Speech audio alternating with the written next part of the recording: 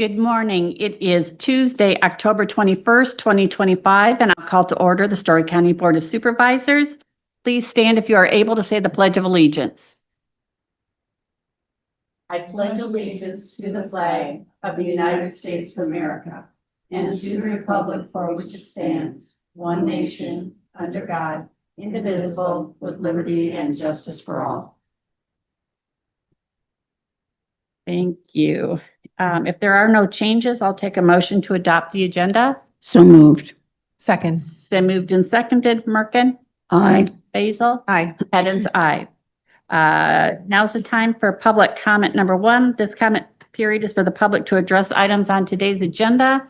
If anyone's in the public meeting room and would like to make public comment, please come forward, or if you're on Zoom, please raise your hand. And seeing none, we will close public comment number one. We do have a proclamation to recognize October 28th as National First Responders Day. And Supervisor Faisal, would you start us out? Sure. Whereas first responders are the backbone of emergency services, these individuals are the first to arrive at the scene of emergencies, providing critical assistance and often risking their own lives to save the lives of others. And whereas according to the U.S. Fire Administration, there are approximately 4.6 million first responders in the United States, a number that includes career and volunteer firefighters, law enforcement officers, emergency medical technicians, paramedics, 911 dispatchers, and federal, state, and local government response roles. And whereas millions of Americans have benefited from the courageous service of first responders across the nation, and whereas the men and women who bravely serve as first responders have found themselves on the front lines of emergency medical incidents, including structure and wildland fires, natural disasters, pandemics, and more. And whereas thousands of first responders have made the ultimate sacrifice over the years, and First Responders Day is an opportunity for all to show their appreciation for these everyday heroes. Now, therefore, be it resolved that we, the Story County Board of Supervisors, do hereby proclaim October 28th, 2025 as National First Responders Day in Story County and encourage our citizens to celebrate and appreciate these men and women who courageously serve our communities. I move the proclamation. Second. Then moved and seconded. Faisal? Aye. Merkin? Aye. Heddens, aye. And I believe we have some folks who would like a picture. I don't know if anyone wanted to make comment as well.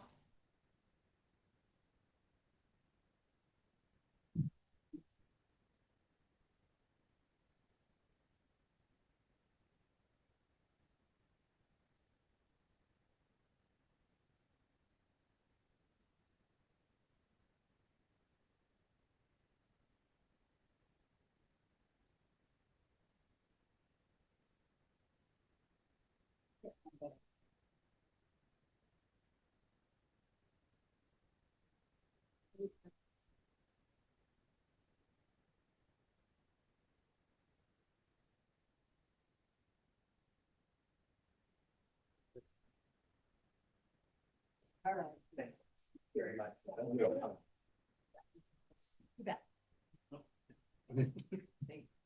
you. Thanks.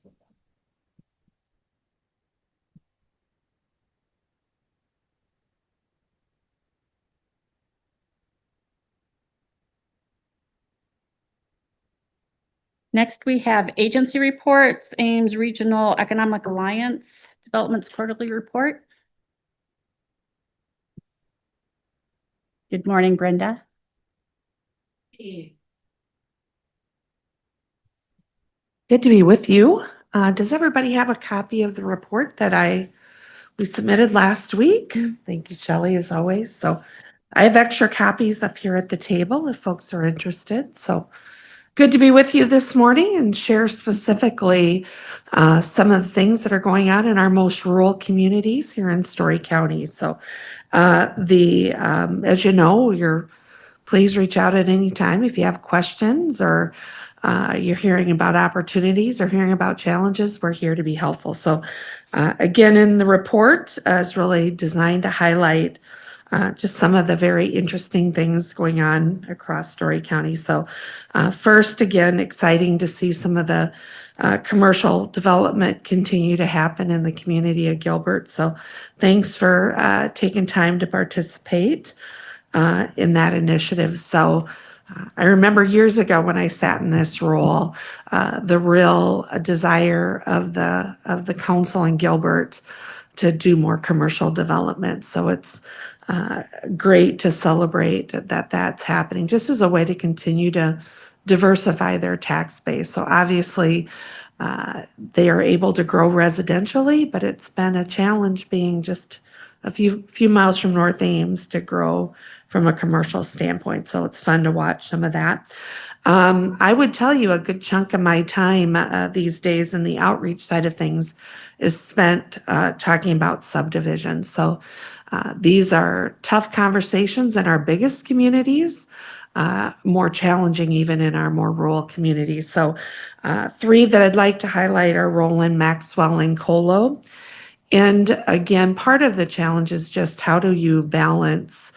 It costs just as much to put a lot, and even more so when you're talking about small subdivisions. So working with them to actually figure out how do we pull the financing together to support the housing developments in those three towns. So I'll talk, we've included the most current version of the Maxwell project in the visual. And one of the things that I'm excited to do in Maxwell is that I know that in other discussions, there's the topic of the LMI set aside has been brought up on other discussions, but one of the things, Story County has a high LMI set aside percentage, and so driven really by the population center. And so we are working through the state process to challenge that percentage amount, and Maxwell was the first community to go in.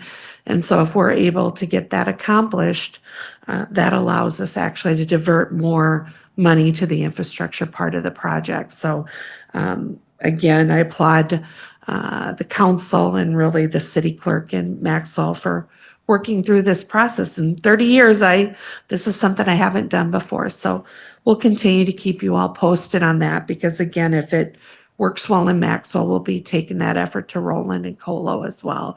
Again, part of the challenge is they're just trying to spread expenses over a small amount of lots. So if you have questions, I see Supervisor Merkin's mind thinking on things. So it's complicated. It's a process again in 30 years I haven't done before, and so we'll be seeing if we can get that amount down to 20 or 30%. We had to provide census data to document, of course, our requests. So we'll keep you posted, but that'll help all three projects if we're able to get that accomplished. The comprehensive plan in Cambridge is done, and so that's a front cover. And if you want that hefty size file, I'll be glad to provide it to you. But they enlisted the services of studio class at Iowa State, but I know they're excited to have that behind them. So that's happened really in the last quarter. The real estate numbers that I've presented are really for the most rural communities. So we have excluded Ames, Nevada, Huxley, and Story City. So this is really the outreach communities that we serve. So again, it's good to see we've listings and sales happening there as well. I shout out to Leanne. She's helping us with the closing out the facade grant up in Gilbert. So again, a great program to support the more rural communities in the counties. So that's the project in Gilbert. And this is my first official presentation to the three of you since the Workforce Housing Tax Credits Awards for the state. And so Maxwell was one of the smallest communities in the state to receive funding. So those 6 units will be going into that new subdivision that I talked about. We're doing a rental rehab on the old assisted living down in Huxley, plus some new construction. That's a 90-unit project. Oak Park Estates here in Nevada, the old campus. So we've got 4 single-family homes going in there. And Sierra Heights is the Kading project here in Nevada, and that is well underway. So if you venture north out of Nevada to Roland, you'll have a chance to see a lot of dirt moving there. And then a project too we're very excited about. It's very rare that we do a workforce housing project in Ames, and so we're working with Ames on an infill project. So that's 12 units there too. So we certainly took our share of awards in Story County, and excited for those housing units to start to happen over the next 12 months. So I'll take any questions you might have.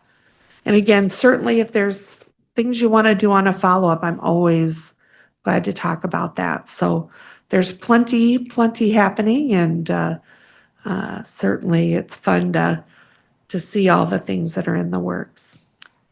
I do have one question You on bet. On the Maxwell subdivision. Uh-huh. Do they have a particular timeline that they're looking? So we had actually hoped by now, maybe you saw something, hold on your calendars, we'd hope to actually do the official groundbreaking on that. But what has happened is there was some discussion around a road going through that, which delayed.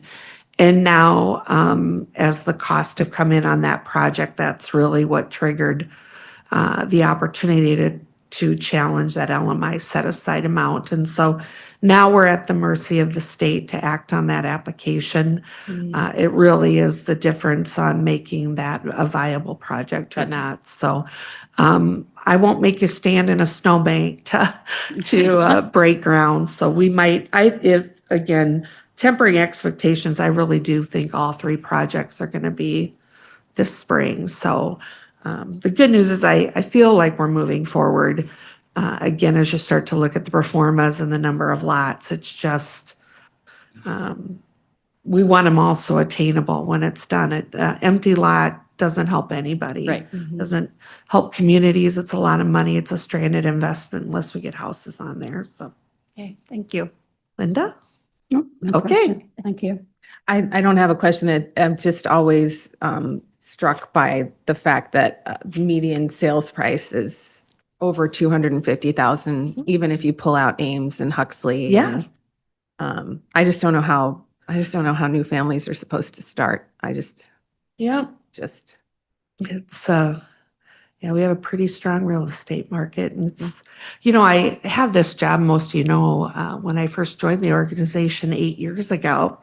And I remember it was just like trying to challenge communities thinking about new ideas and what does economic development mean? And now what I would tell you in almost all of them, they have something happening that's economic development related. So it does work. And again, I think they're starting to see some of the ripple effects of a pretty strong economy.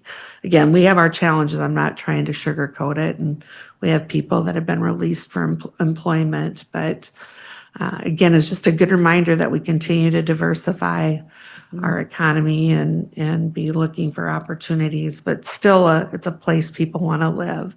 We have good schools and great communities. And so it's a good supply and demand sort of situation. But again, I knew that's why I'll continue to include those numbers. I really do feel like it's good information yeah, absolutely. for the public as well as the three of you to understand. So Thank you. good. Thank Hey, you. thanks for your time today. Next, we have consideration of minutes. I would move approval of minutes. Second, Second. it's been moved and seconded. Basil? Aye. Merkin? Aye. Edens, aye. We have no personnel actions today. Consideration of claims. Move approval of claims. Second. Been moved and seconded. Merkin? Aye. Basil? Aye. Edens, aye. Next, we have consent agenda items. Is anyone pulling anything from consent? I would move approval of consent as presented. Second. Been moved and seconded. Basil? Aye. Merkin? Aye. Edens, aye. Okay. We have no public hearing items. We are down to additional items. Consideration of Resolution 26-28. I do want to just mention that amendment to the urban renewal plan for the Story County Urban Renewal Area had been prepared, and it is now necessary to set a date for a public hearing on the proposed amendment to the urban renewal plan, and that's what this resolution has us considering. Thank you. Good morning. Good morning. The Story County Urban Renewal Area has been previously approved and adopted by the Board of Supervisors. As mentioned by Supervisor Heddens, was before you is a resolution to set a public hearing to come forward with an amendment to that plan. The amendment has been prepared to authorize a new urban renewal project that provides tax increment financing support to the Story County Housing Trust. And this project aims to assist cities with qualifying housing projects for low and moderate income families. I did provide a copy of the amendment to you this morning, as well as to the clerk of the Board of Supervisors. And if the resolution to set the public hearing is approved today, I will place the amendment in the auditor's office as well as down the offices of planning and development. The public hearing is the public hearing is scheduled for November 18th at 10 a.m. if the resolution is adopted this morning. If the resolution is adopted this morning, we'll put notice in the legal newspapers and then also send out invitations to a consultation meeting to be held on November 4th. Are there questions for me? Did you say a consultation on November 4th? I believe that's when it is. Okay, Yeah. okay, Yeah, it is. thank you. I just want to make sure I heard you correctly. Any questions? I had to doubt my date too. Any questions for? I have some concerns. I really think we need to be moving forward on affordable housing, which this gives us an opportunity to do. I have some concerns I just want to state for the record. One is, this has been a really quick process, and we were informed when we had a work session that we had to move quickly to meet the deadlines. But I feel like we're on the verge of authorizing a TIF without really having a specific, well-developed plan. I know we can develop some parts of the plan later, but I think that I'm a little nervous that we don't know exactly what we can and cannot use TIF dollars for and what would be the thing that we would be targeting right now. My second concern is the amount of expenses that we may need to use other county funds for. And we did approve a contract with attorney last week, but the attorney fees cannot be covered through TIF, so we will have to look at normal, regular department funds, general funds probably for attorney fees. And each time we amend it, it costs us more. So I, am concerned that we need to get a really good plan before we go to, go through that process, because we could be going back and adding more and more attorney fees that we could not pay for out of the TIF. The other concerns, I don't think we know yet whether Story County Housing Trust would be charging an administrative fee. And if they do, whether that could be part of TIF funds or whether we would have to, again, look at other county funds that could be used for another purpose for that. So that's something I really would like an answer to at some point soon. The other thing is, I understand we need to certify debt by December 1st. That's just about 5 weeks. And once we certify debt, we've kind of turned on the TIF, as I've been told. If we don't come up with a plan that we think is right for Story County, or if the plan doesn't materialize somehow or is not taken advantage of, there will be considerable work in returning those TIF funds to the entities that they then must be returned to. We cannot, the way I understand it, once we certify debt, we cannot reallocate TIF funds to another purpose. We have to return them if they're not used. That is a not insignificant project.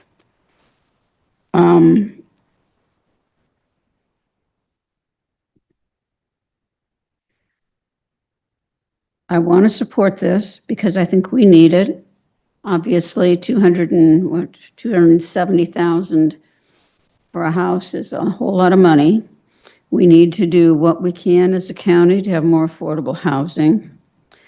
What I would just request of staff is that before we certify debt on December 1st, I know we won't have a full, complete plan, but at least have the answers to the questions. What specific types of housing projects would be possible? What specific types would be off limits? I don't think we've got a full answer to that question. There might be a couple others. But I think that's my main one now in terms of just deciding, is this something that is likely to meet the goals that we're setting? That's my concerns. And Leanne, I want to thank you because I've asked you a lot of questions in the last couple of days and you've given me a lot of information.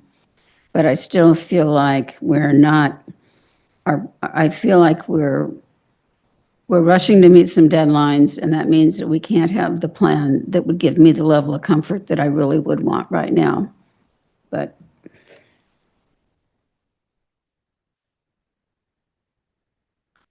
Supervisor Merkin, I appreciate your comments. I understand with the timeline that we're under. I also look at the opportunity that we have to make investment into housing.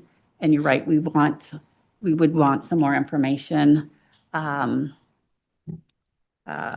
more detailed out. I think we all probably have some conceptual ideas, but not necessarily all the specifics. Sometimes that's how things work as you know, to get it started and to get it moving along. But I just want to acknowledge the statement that you just made and the concerns that you put out. I think you know what my questions are.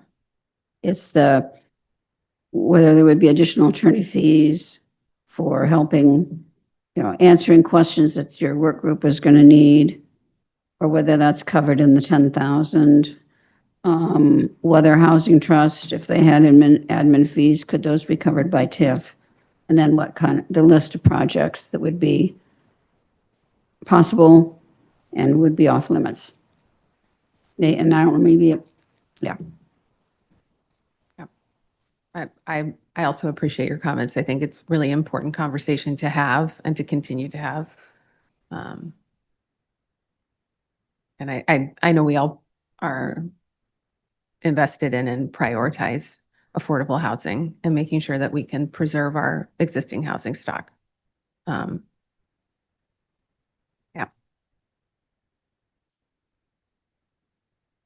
Are there any other questions?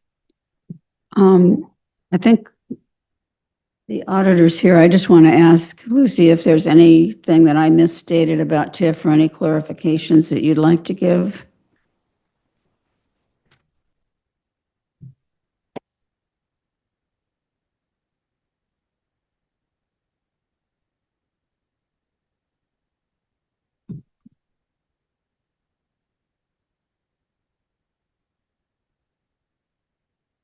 I don't believe so. Linda, it is a tight timeline. With certifying debt, if you don't this year, then that puts a whole another year before you certify. And then of course, those taxes don't get collected and then still starting in the following September and then the March beyond that. So there's always this lag, right, on TIF. My concerns are much more broad, I think, in terms of the statewide conversation going on right now about property tax. TIF is all predicated on growth, and as growth is limited at the county and the city levels, the school levels, but also the way that the state right now backfills, not quite dollar for dollar, but backfills the schools and makes them whole on TIF. I know the state has, came in 8 or 9% under their revenue projections last year. It's predicted for 9% in 26.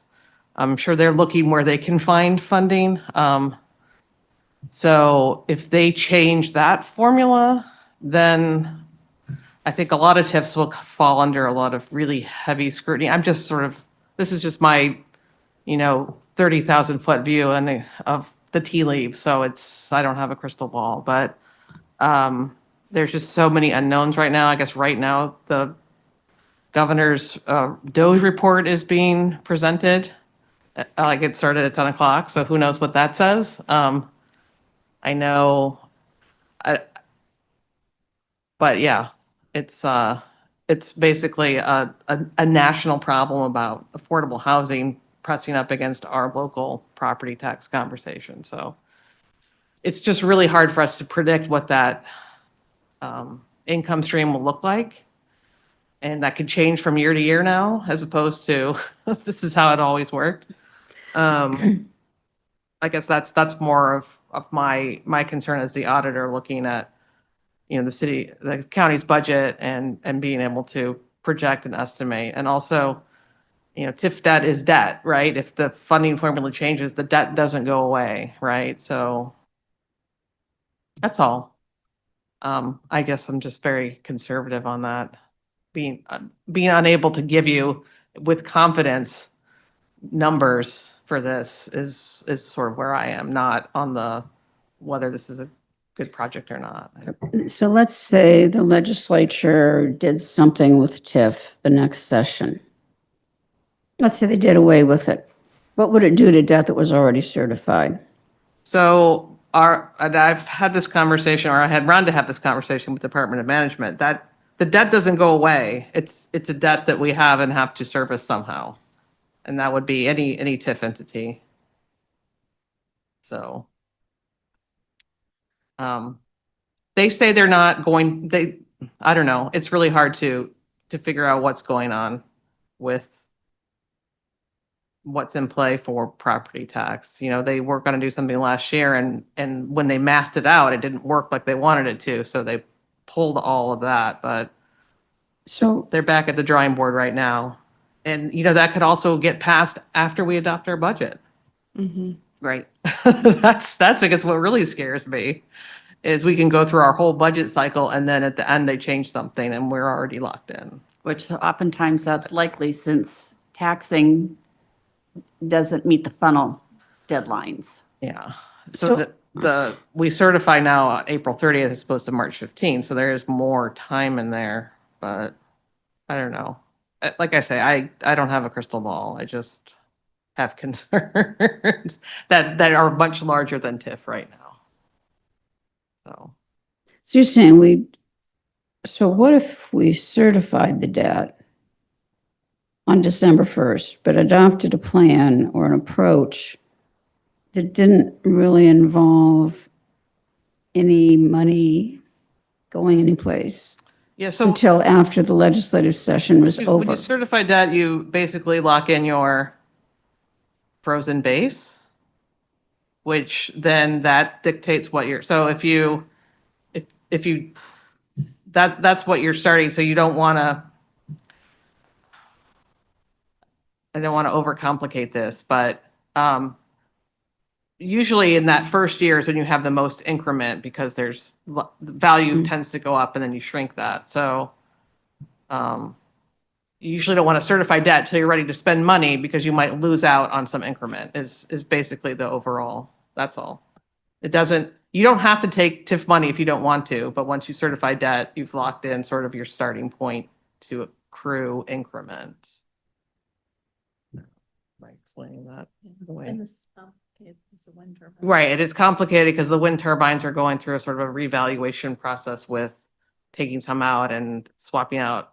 And so that's another. But that doesn't start the schedule over. They tried to say that would, and it didn't, correct? I don't know I don't know what refurbishing a turbine does versus replacing it entirely. I think there's Some a they're couple of them, they're going to replace the base Yeah. even. So yeah, So where that that's- falls, that- I'm not sure.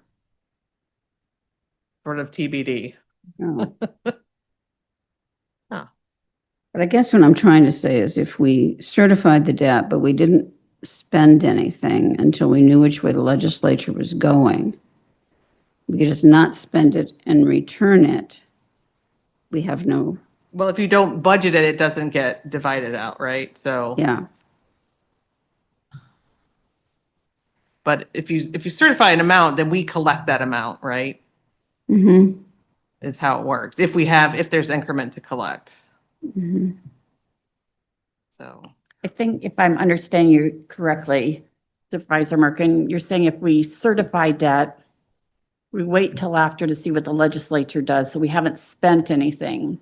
Exactly. Is there an opportunity, because I get it, you've collected those dollars, but we're not spending it on a project right yet. Right. Right. Could you, What did you say, Leanne? you don't collect till September, did I hear you say?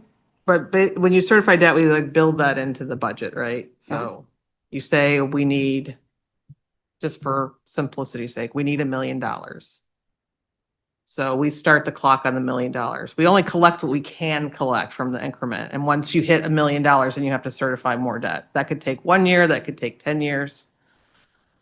Basically, we collect that until your certification number is met, and then we don't collect anymore.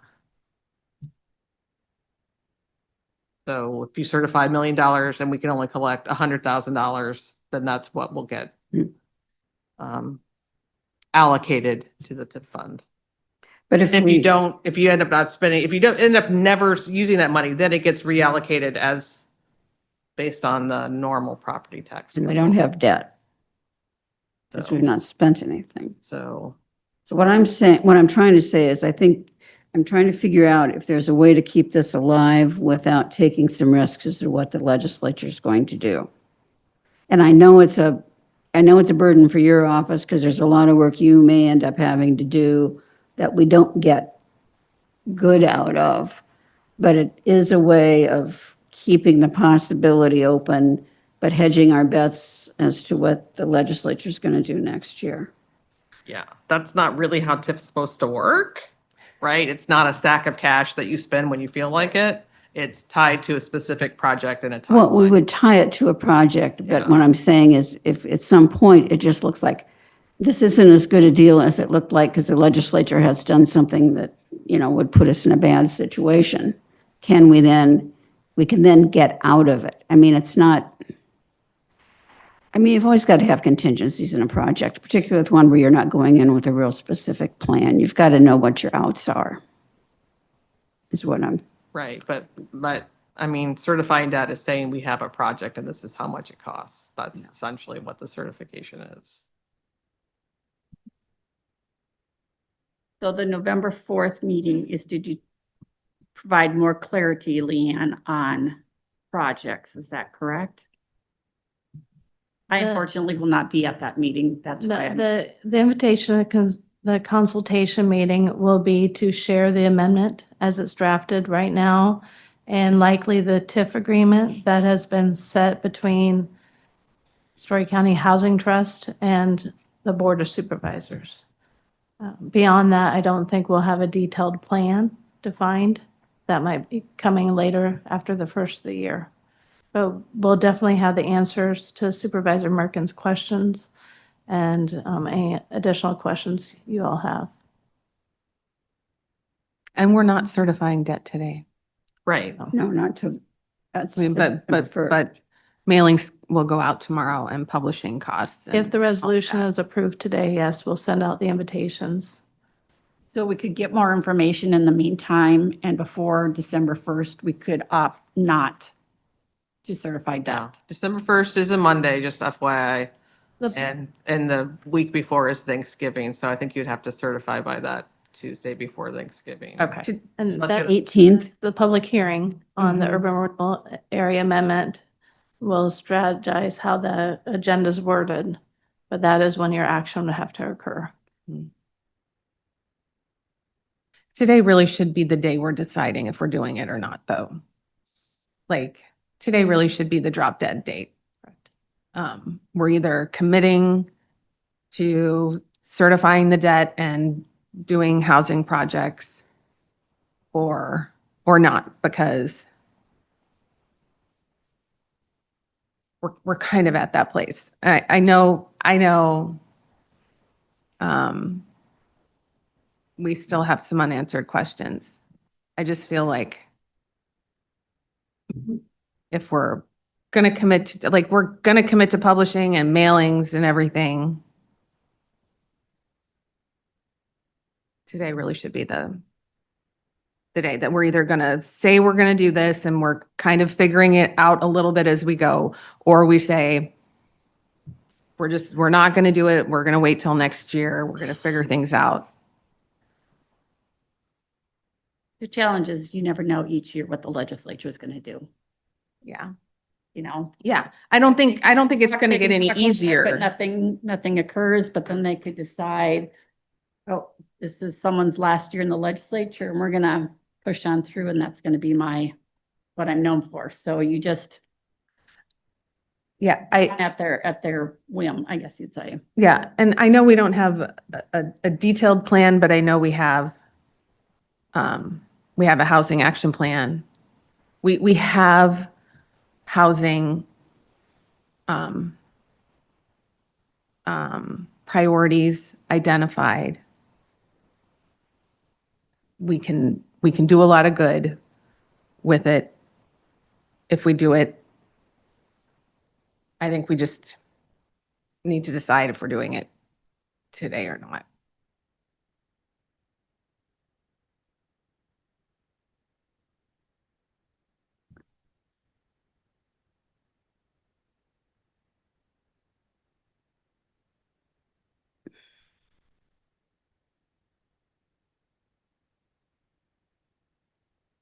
It's not on the agenda to decide today whether we're doing it or not. It's on the agenda to set a date for a public hearing. That's true.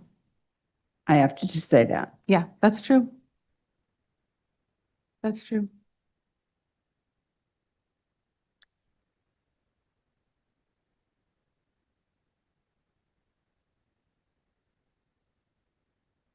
Are you ready for a motion? Sure. I wasn't sure if there's any additional questions or. I would move approval of No, It's not a additional public hearing. items. We were talking about public Yes, hearings. I'd move approval of resolution 26-28.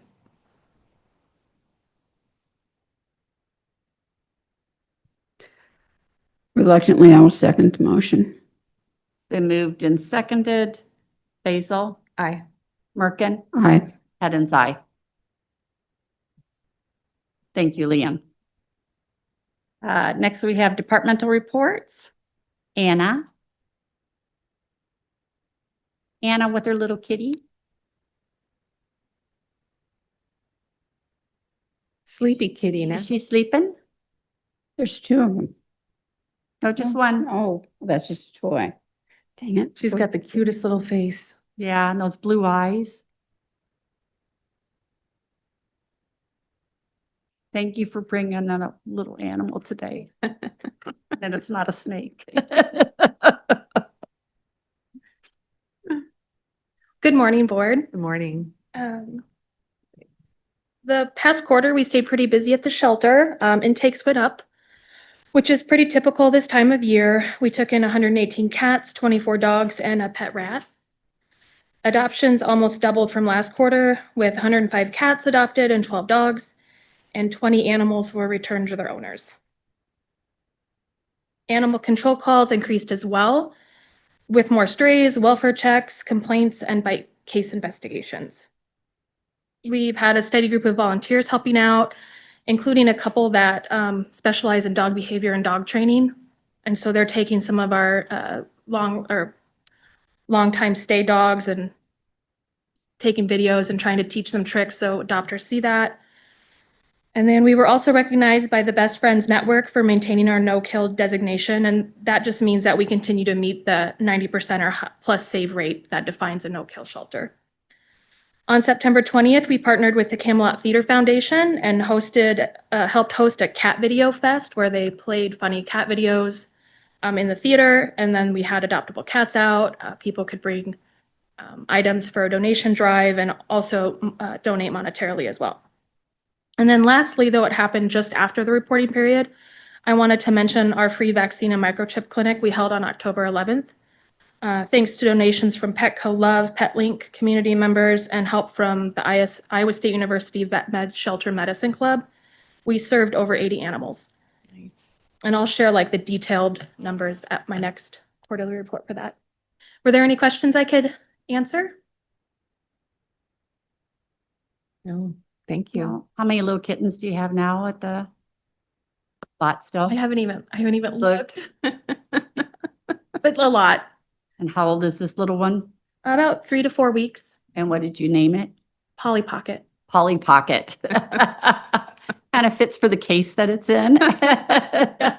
Yeah, she goes home. She's fostered, so she went home with me for a little while, and then actually 2 of her siblings were found a couple weeks later, and now they're all reunited. They're going home with someone else. So, nice, nice. Well, thanks for bringing in Yep. one of your adorable pets, and hopefully they do get adopted.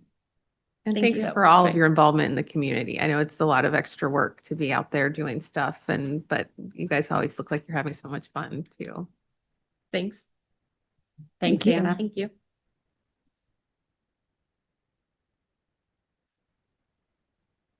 Next, we have the Story County Quarterly Financial Report. Good morning, Lisa.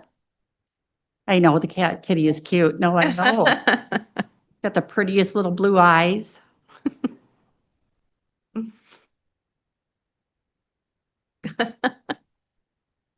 Good morning.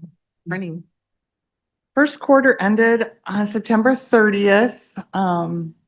So we've used 21.9% of our expenses for the fiscal year. And we've received 34% of our revenues for the fiscal year. So we're right on track to where we normally are this time of the year. As you can see, some of the departments are over the 25%, but not very much. I mean, it's Can you move your mic over a little bit? no. Thank you. Of course I can, Lisa.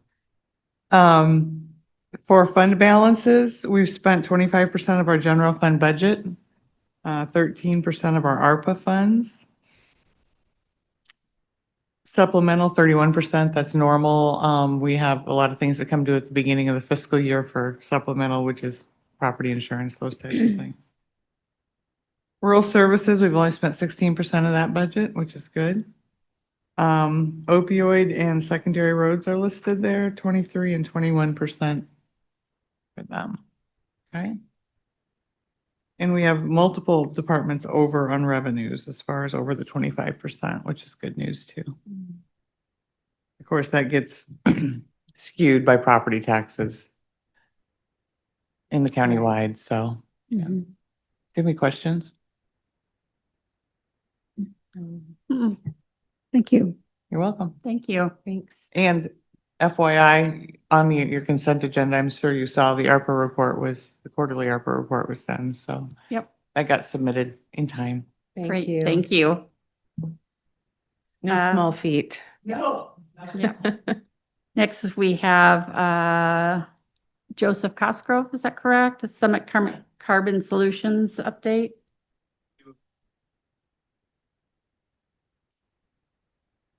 Thank you. Thanks. Do you have one? Is this the same that you submitted online too? Okay.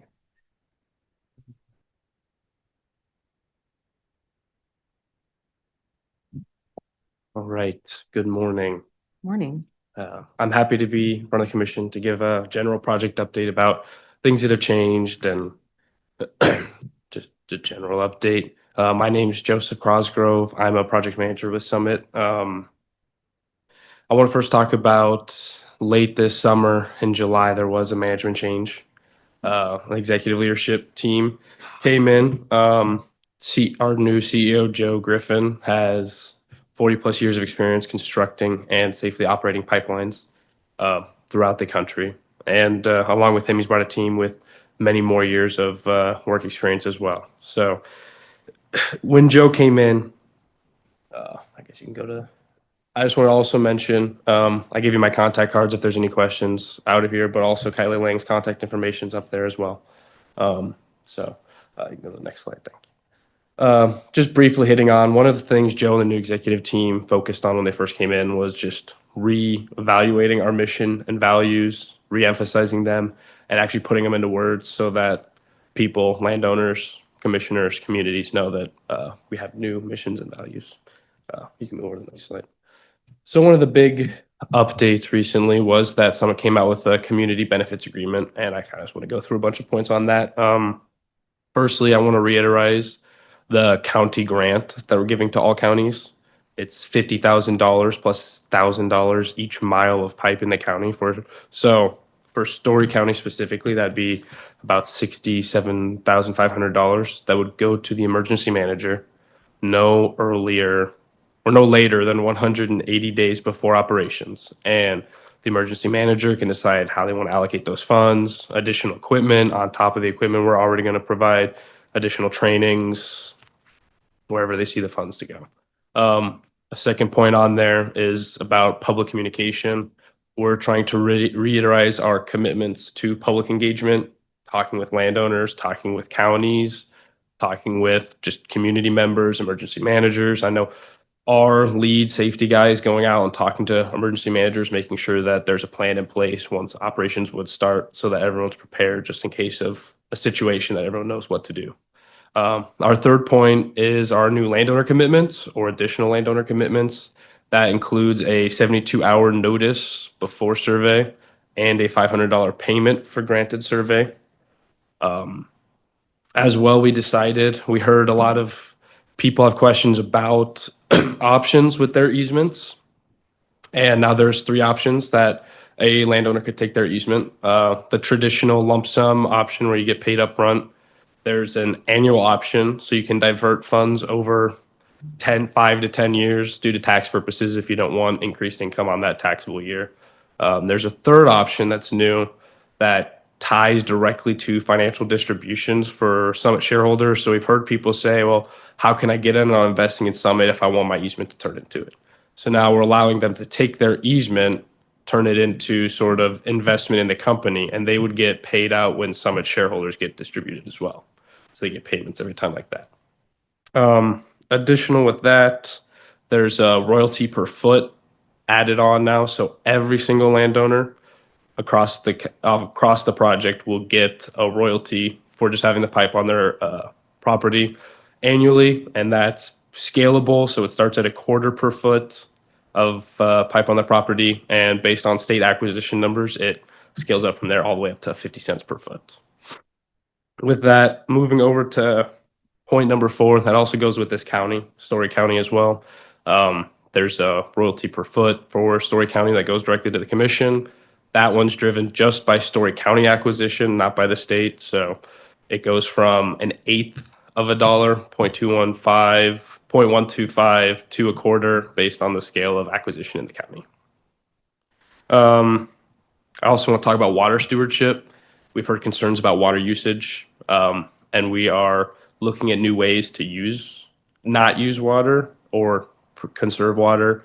Our new executive team has looked at using air to cool the compressors rather than using water so we could lower our water usage, as well as using new versions of conservation to reuse the water that we've already used instead of just putting it right back into the watershed. I just want to briefly hit on, it's not on the slides, but just property taxes. We've said this before, but we're going to pay $1.34 million in property taxes annually just on the pipe in this county. I want to mention, so we're holding open house events as well. This is where anyone in the community can go to meet the new executive team. They will all be there answering questions. The closest one here would be in Fort Dodge on November 13th at the Webster County Fairgrounds, but if any other ones are convenient, they're all open for anyone, commissioners, executive manager, or emergency managers, landowners, community members. This isn't in the slides, but I just wanted to also hit on September 15th, there was an amendment filed with the IUC. I just want to kind of give a brief overview of why we filed the amendment and answer any questions afterwards. One thing, since we got the permit back in June of 2024, there's been landowner feedback. They wanted to move the pipe and they would sign, but we obviously couldn't move it. So we tied some of those changes into the permit. As well, there's updated industry recommendations to cross railroads and roads this year, additional depth. So railroads, we're going now 30 feet below tracks, and then roads, it's an extra 5 or 6 feet below the ditch line. So, as well with permit 2, phase 2, Poet Valero plants, there have been a few lines that needed to be upsized due to the additional volume. So there were some lines that were changed and upsized. Story County's was not, but there were some. And then finally, and one of the big points, we wanted to preserve optionality on our permit for rather saying going to North Dakota's sequestration to just go to an end use sequestration. We have looked going west. There's a basin out there that a carbon pipeline's already going to. And we're just leaving that option open to potentially go west to the DJ basin or to still go north to North Dakota. But that's everything I've got. Any questions? Any questions? So what are these payments predicated upon? Which payments? Emergency responder preparedness. Let's look at that one. Is that just automatic? You're going to do that regardless? Yes. If your project goes, you're not asking the county for anything? That's no. That's just we're calling it a grant. It's just going to be a one-time payment to the emergency management department based on before operations, so they have additional funds. You said that was going to be what for Story County? $67,500. The receipt of that would be when? No later than 180 days before operations. Approximately 6 months before.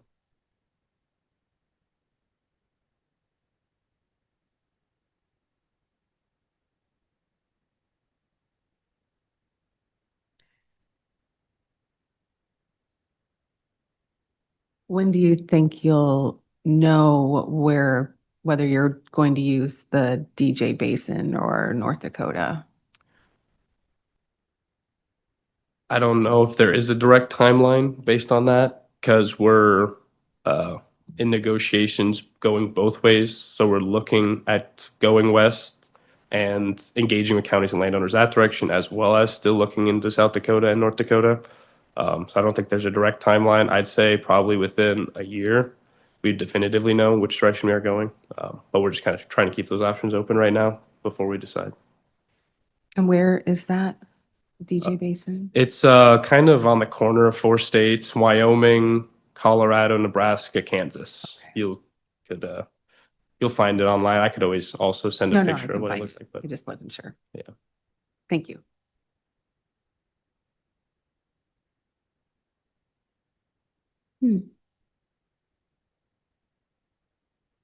Any other questions?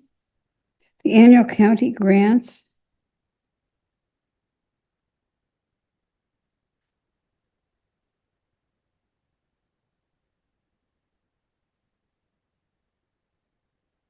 Did you give a number for that?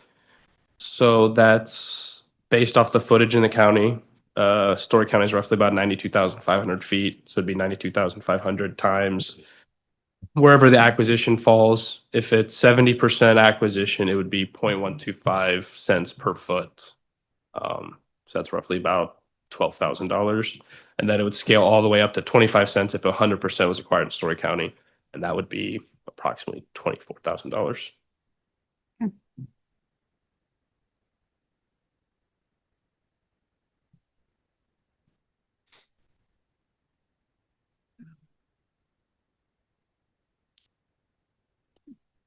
Okay, anything else? No. Thank Thank you very much. Yeah. Thank you. Any upcoming agenda items? No. Now is the time for public comment. Number 2, comments from the public on items not on this agenda. The board may not take any action on comments due to the requirements of open meetings law, but may do so in the future. If you're in the public meeting room, please come forward. But if you're online, please raise your hand and then we'd call on you.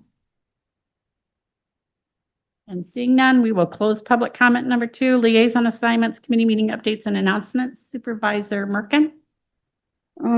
This afternoon, state of the area at Alliance. Tomorrow I have a meeting on recycling, what we might be doing around the county, or just talking about the issues with what's going on in Ames Resource Recovery Center.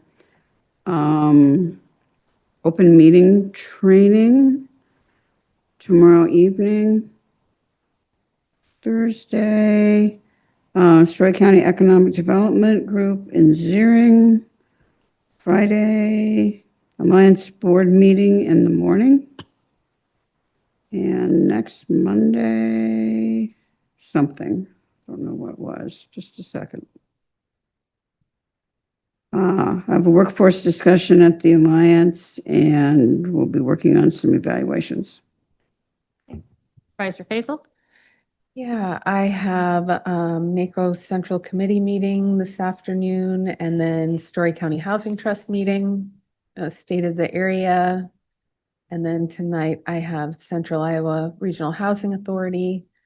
Tomorrow morning I have a personal appointment, and then in the afternoon I have a CIJDC Executive Committee meeting, which I think is just a Zoom, so I expect to be in the office.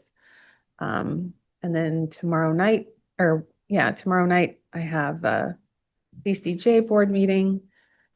Thursday, Story County Economic Development Group in the morning, and then I'm doing a tour with Brenda, housing in Boone. And then Thursday night, I have a CFR board meeting. This is my incredibly busy week. And then Friday, I have CIJDC meeting in Eldora. I think right now, Monday, I'm pretty open. I will not be able to make the state of the area meeting this afternoon because I have an ARC meeting at 4, so wasn't going to give me much time.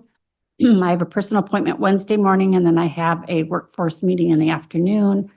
The Story County Economic Development meeting up in Zeering, and then I have CICS, and then I have a behavioral health meeting at 4.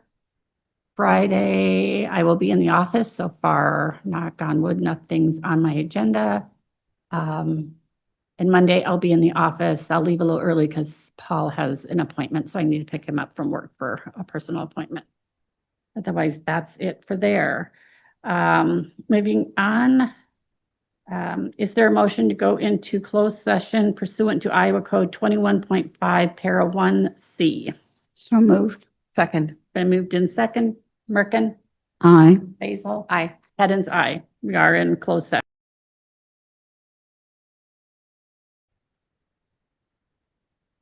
We are back in open session. Is there a motion?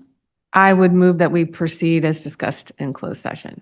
Second. Been moved and seconded. Basil? Aye. Merkin? Aye. Hens, aye. Is there a motion to adjourn? So moved. Second. Been moved and seconded. Merkin? Aye. Basil? Aye. Hens, aye. We are adjourned.